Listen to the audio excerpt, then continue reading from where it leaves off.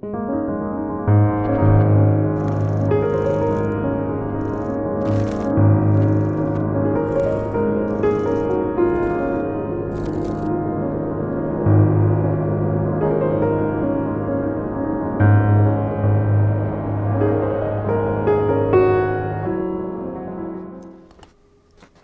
do you want to be when you grow up?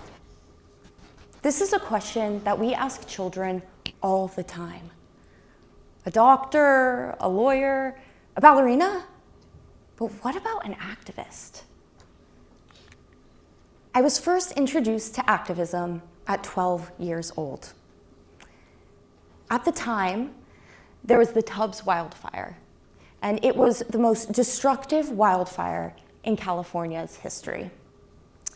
A wildfire that spanned more than 36,800 acres.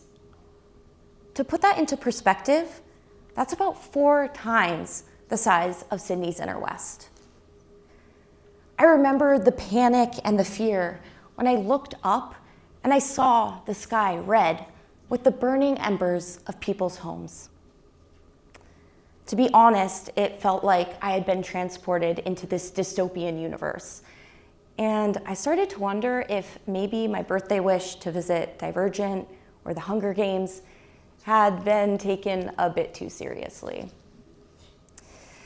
When I returned to school, my science teacher sat us down and announced a new unit, climate change. As I began to learn more, something became very clear. This fire, it wasn't an isolated event. It was just the beginning of a new future that my generation would embark on. One defined by tragedy and disaster, if nothing changed. So I was left with this feeling that I had to do something. But at 12 years old, it's really hard to know what that something is. After all, I couldn't drive to school, I couldn't vote, I couldn't even apply for a part-time job. So I did what any curious 12-year-old might do. I turned to Google and I searched, how do I make a difference? I went back to school and I was talking with my friends, looking for an answer beyond Google's just start a protest. And it became very clear. I wasn't the only one that felt this way. My friends, they cared too, but they didn't know what to do with that feeling. And that's when I discovered young people don't lack passion. They lack pathways. Amidst this research, I came across an experience that would end up changing my life. This was Youth Empowered Action Camp, also known as YAY Camp. And it's a summer camp that teaches young people like me how to be activists. YAY Camp became my pathway. It also showed me 4 lessons about how we can create a world where young people feel like they have a voice and they know what to do about it. YAY Camp taught me 1, a definition of activism. 2, it gave me role models. 3, the skills and tools to take action. And 4, a community. So first, that definition. Prior to camp, I thought that activism was just a strike. But I learned it's far more simple. Activism is any action that creates change. And guess what? There's no right way to be an activist. Then there were the role models. I was introduced to other young people like me who were doing something. People like Lassane Matunkai, who started an organization that plants trees when soccer teams score goals.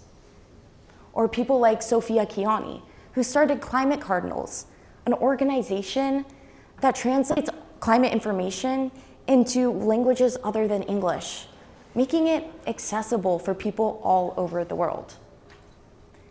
With these role models, activism felt real, felt personal, it felt possible. Then there were the skills and the tools. I learned, how do political campaigns start? How do you take an issue and an idea and turn it into something that people want to be a part of? We listened to TED Talks like the ones you're going to hear today about how movements like the Black Lives Matter movement and the Me Too movement, how they started and formed. And for the first time, I saw myself as capable of creating something that could follow in those footsteps.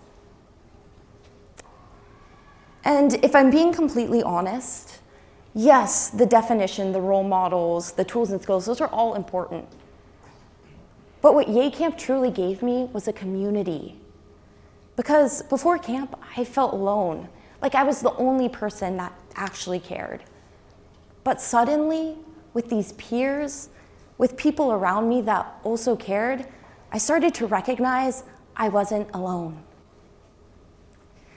So after Yay Camp, I got involved in several different nonprofits, eventually starting my own called Climate Now. And while building Climate Now, I recognized that these 4 things, this definition, a role model, tools and skills, and community, they weren't just powerful at camp. They were powerful everywhere. These 4 things were the pathway that young people were missing. But don't just take my word for it. Take Jane's. After presenting to an elementary school, I received a handwritten letter in the mail from Jane. She was an 8-year-old who told me that my talk inspired her to start a strike of her own. She made signs and placed them around her neighborhood, talking about climate change and the environment. Jane is one of so many young people who've reached out to me over the years, simply looking for some guidance on how to get started. Now at university, I see the exact same thing. I go to UC Berkeley, a place where I've met some of the smartest, most ambitious people. People who care deeply about climate change, inequality, mental health, the list goes on. But people who still struggle to take action. In my first year at school, I had a conversation with my friends about how we all wanted to increase literacy rates in our community. It was clear everyone cared, but nothing was happening. One day, I organized a simple book drive and a donation drop-off at a school. It was far from revolutionary, but the reaction from my friends was significant. Oh my God, this is something I can actually do. Not because it was complicated, but because someone created that pathway. So how do we create more pathways? Systemically, it looks like rethinking our relationships with education and leadership. What if civic engagement and activism weren't separate conversations? What if they were embedded into our schools, our communities, and the way that we raise young people? How about at an individual level? I want everyone to take a moment and look to your left. Go ahead. Now look to your right, other side, yeah. Okay, everyone in this room today has that same power to create change. I've talked a lot about young people, but these lessons don't just apply to an age group. So if you're out here today and you have that passion, but you've just been looking for the moment to get started, this is it.